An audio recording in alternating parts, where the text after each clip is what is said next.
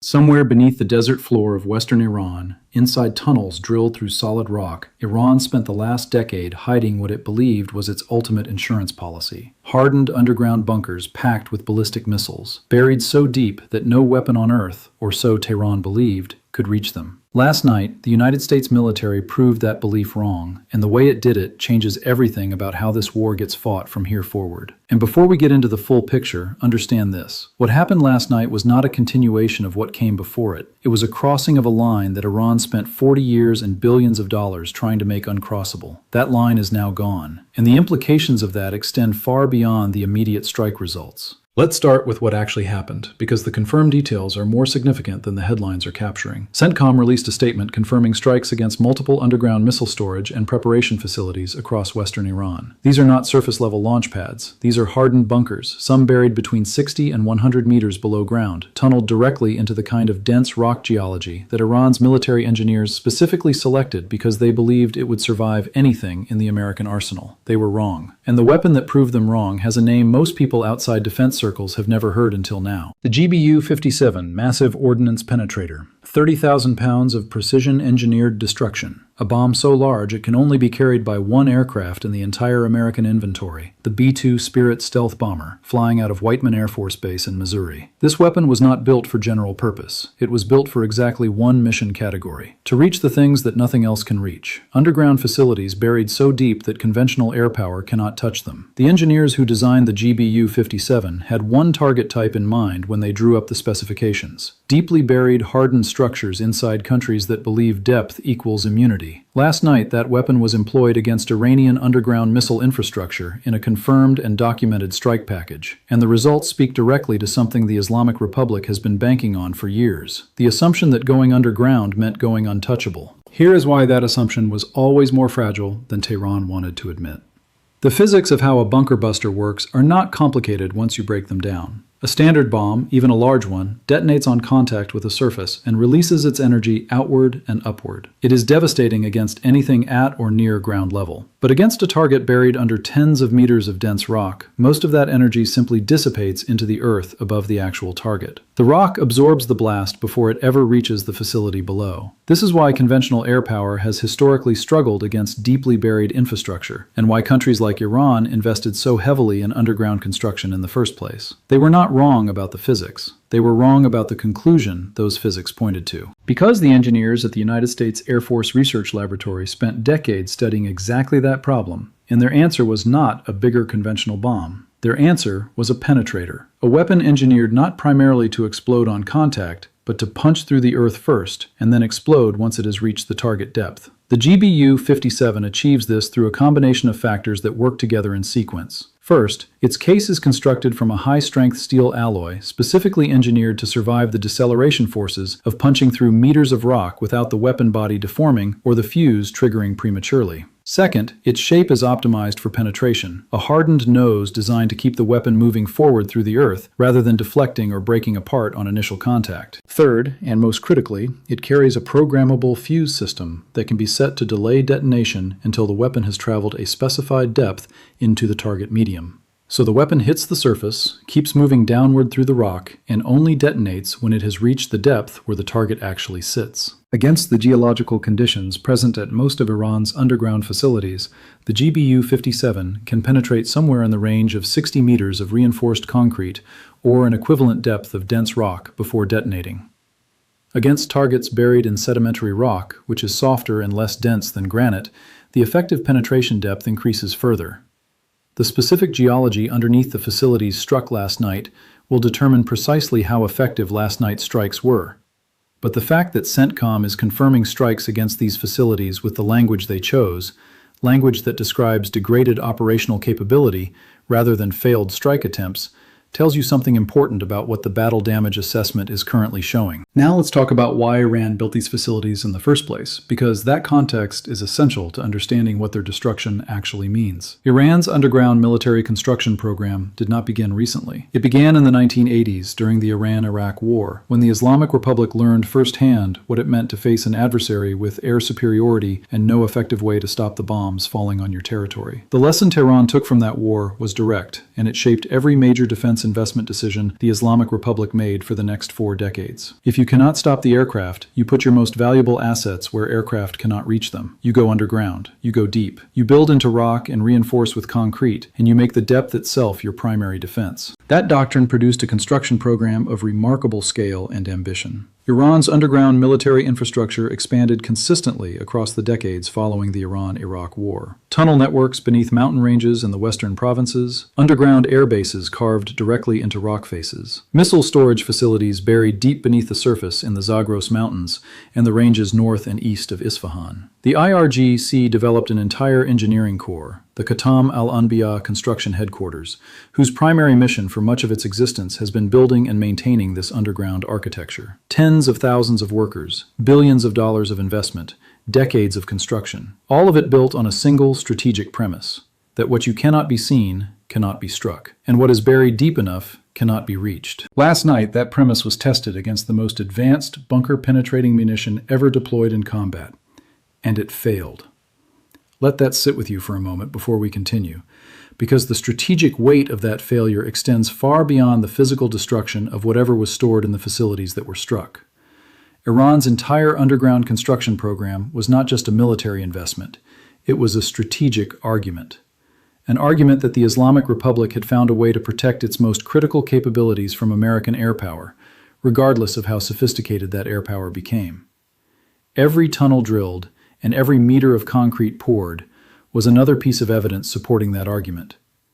Last night's strikes did not just destroy some missiles, they invalidated the argument itself. Now let's talk about the broader campaign context, because what happened last night does not exist in isolation. It is the latest and most consequential development in a campaign that has been systematically working through Iran's military capability layer by layer. And when you place last night's strikes against underground missile infrastructure inside that sequence, a pattern emerges that is not difficult to read once you know what to look for. The first phase of this campaign focused on Iran's ability to threaten maritime navigation in the Strait of Hormuz, IRGC Navy facilities along the coastline, fast attack boat inventories, coastal radar and surveillance installations.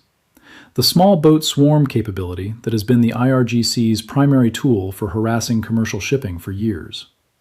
Nearly 100 of those boats confirmed destroyed across multiple strike waves. The logic of that phase was direct.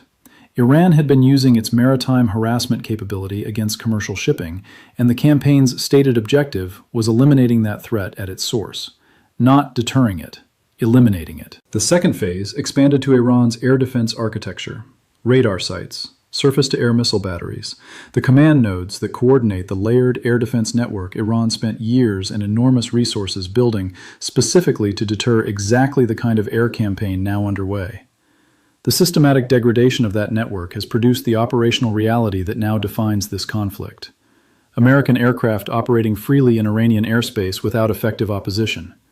The IRGC's air defense, the system that was supposed to make any American air campaign prohibitively costly, has been reduced to occasionally intercepting unmanned surveillance drones, while the manned aircraft delivering the decisive strikes continue operating overhead without meaningful interference. The third phase moved to Iran's power generation infrastructure, substations, transmission nodes, generation facilities across multiple provinces simultaneously. The confirmed power outages spreading across southern Iran and into the major metropolitan regions. The logic of that phase was dual purpose, degrading the electrical systems that Iran's military command and control depends on, while simultaneously applying pressure on Iran's ability to sustain its war effort economically and logistically and politically. Because a government that cannot keep the lights on for its own population is a government whose domestic legitimacy narrative is taking damage from a direction that no amount of state media management can fully paper over. What happened last night represents a fourth phase, and it is, in many ways, the most strategically significant of all of them. Because it targets not Iran's ability to project force in the near term. It targets Iran's deterrent reserve, the strategic depth that the Islamic Republic has been accumulating for 40 years,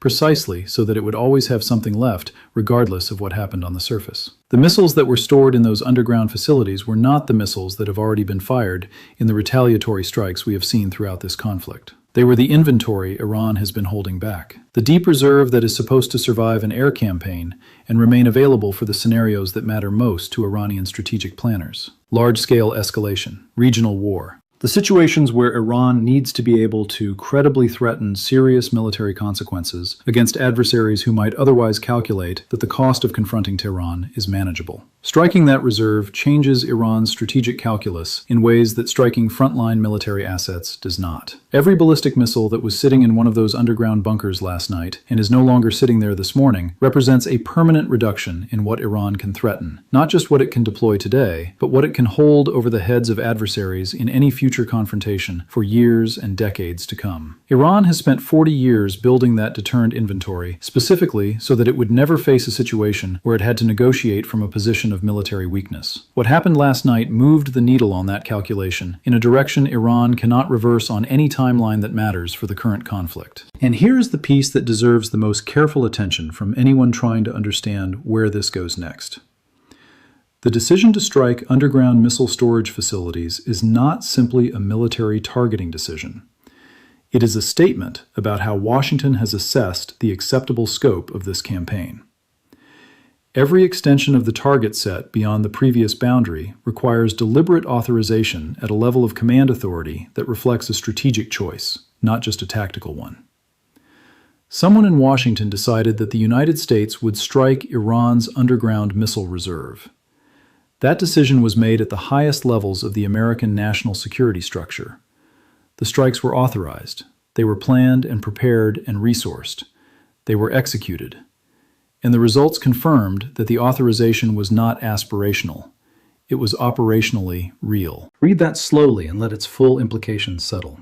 Because what it means is that the implicit boundary around Iran's underground infrastructure, the understanding that depth and rock and the enormous investment Iran made in underground construction would function as a practical limit on American targeting decisions, that boundary has been crossed. It has been crossed not tentatively, not symbolically, but with the confirmed operational weight of a strike package that employed the most capable bunker-penetrating munition in the American inventory against the exact target category those munitions were engineered to defeat. Now let's examine what Iran actually has left after this, because the honest answer to that question looks significantly different than the public statements coming out of Tehran would suggest. The IRGC went into this conflict with what appeared on paper to be a formidable, multi-layered military capability. An air force, a surface navy built around swarm tactics and small boat harassment, an integrated air defense network decades in the making, a ballistic missile and drone arsenal developed over 40 years as the primary deterrent against conventionally superior adversaries, a network of underground facilities designed to preserve critical capabilities through any air campaign short of nuclear attack. Layer by layer, that capability picture has been systematically revised downward by the documented results of this campaign. The Air Force has been largely neutralized as a factor. The small boat inventory has been reduced by nearly 100 confirmed vessels, eliminating the swarm doctrine in physical form. The integrated air defense network has been degraded to the point where it cannot engage the manned aircraft that matter. The power infrastructure has been struck across multiple major metropolitan regions, and now the underground missile storage facilities that were supposed to be the last line of protection for Iran's strategic reserve have been successfully engaged by weapons that reach them through 60 to 100 meters of rock and concrete.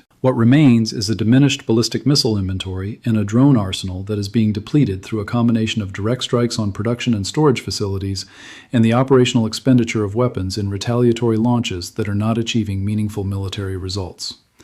That is the honest inventory assessment of where Iran's military capability stands this morning, and it is significantly less than what it was when this conflict began. Iran's state media has responded to last night's strikes with the language it always uses in these situations: claims of imminent, devastating retaliation, assertions that the strikes only strengthened Iranian resolve, promises of consequences that will make the aggressor deeply regret its actions. A senior IRGC military advisor announced that the Islamic Republic's response will be larger than anything that has come before and will target every state that has participated in or supported the strikes against Iran. This language has been consistent throughout the campaign, and it has consistently preceded retaliatory actions that have fallen significantly short of the threats that announce them. The pattern is worth examining carefully because it reveals something important about how the Islamic Republic constructs its public communication strategy in a conflict where the physical reality on the ground is increasingly difficult to reconcile with the narrative of successful resistance that the regime's domestic legitimacy depends upon. Every time the IRGC announces devastating imminent retaliation and then executes something that results in a few intercepted missiles over Kuwait or a drone shot down over Bahrain, the gap between the announcement and the result becomes a data point. And data points accumulate. The Iranian population watching those announcements and those results in sequence is not failing to notice the gap. State media can shape how the gap is presented, but it cannot make the gap invisible to people who are also watching the lights go out across their own cities. Now let's talk about the decision-making environment inside Iran right now, because this is the variable that serious analysts are watching most carefully, and it is the one that carries the greatest potential for outcomes that neither side's strategic planners currently intend. The formal constitutional structure of the Islamic Republic's authority has been under pressure throughout this conflict, in ways the outside world has not fully processed. The supreme leader's consolidation of authority within the system is operating in an environment where the communication infrastructure connecting central leadership to operational command nodes has itself been under pressure from the sustained American strike campaign. And the IRGC, which has its own parallel command structure, its own institutional interests, and its own relationship with the supreme leader's office, that structurally bypasses civilian governmental channels, is now making consequential real-time military decisions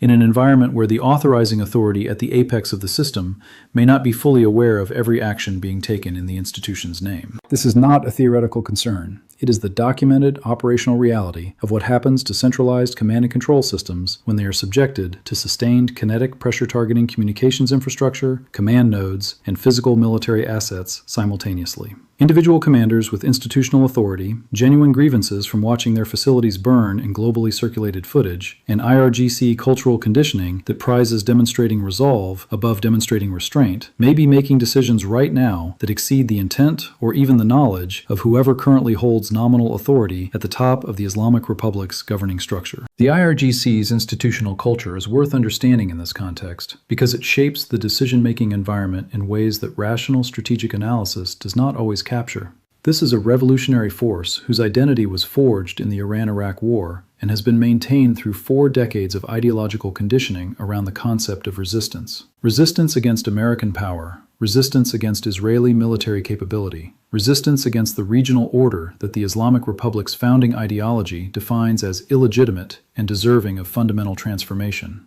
That resistance identity is not a communication strategy that gets adjusted when the military situation argues for a different approach. It is the institutional core around which everything else in the IRGC's self-understanding is organized. Units that have absorbed the kind of losses documented in this conflict, whose installations are captured burning and footage circulated globally, whose stated deterrent credibility is visibly failing against the adversary it was designed to deter, face institutional pressures toward escalatory decision-making that the resistance identity actively reinforces rather than moderates.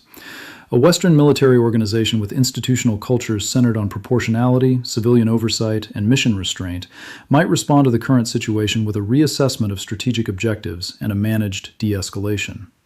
The IRGC is not that organization, and its response to the pressure of confirmed losses at unprecedented scale is more likely to be shaped by institutional identity imperatives than by the kind of rational cost-benefit calculation that strategic theory assumes. The most dangerous variable in the current environment is therefore not the retaliatory launch that has already been planned and authorized at the strategic level. It is the decision that has not been made yet. The command that goes out from a facility that American planners may not fully track. The launch that happens not because the IRGC's strategic leadership calculated that it would serve Iranian national interests, but because a commander with authority over a remaining missile battery decided that the institutional shame of not responding was a greater risk than the strategic consequences of striking. That gap between what the institution's strategic leadership would authorize on a careful assessment and what individual commanders with genuine authority might do under the pressure of accumulated losses and resistance identity imperatives is the operational risk that matters most in the next 48 to 72 hours. Let's bring in the economic dimension because it is operating in parallel with the military track, and its effects on Iran's strategic position are cumulative in ways that compound with every passing week. Iran's economy entered this conflict in a condition that left almost no margin for absorbing additional shocks. Years of sanctions had already compressed the available economic space to a fraction of what it was before the maximum pressure campaign began. The currency had lost the vast majority of its value. Inflation was running at levels that ordinary Iranian citizens experienced as a daily erosion of their ability to meet basic needs. The government's ability to fund the social services and security apparatus expenditures that maintain political stability was already under pressure before the first strike of this conflict landed. The blockade, reimposed on Iranian ports, has effectively zeroed out the oil export revenue that represents the primary source of hard currency the Islamic Republic uses to fund everything from IRGC operations to the subsidies that keep political unrest below the threshold the regime cannot manage. Estimated daily economic damage from the blockade and the associated disruption to Iran's commercial infrastructure runs into the hundreds of millions of dollars. Against a pre-war monthly revenue baseline that was already constrained by sanctions,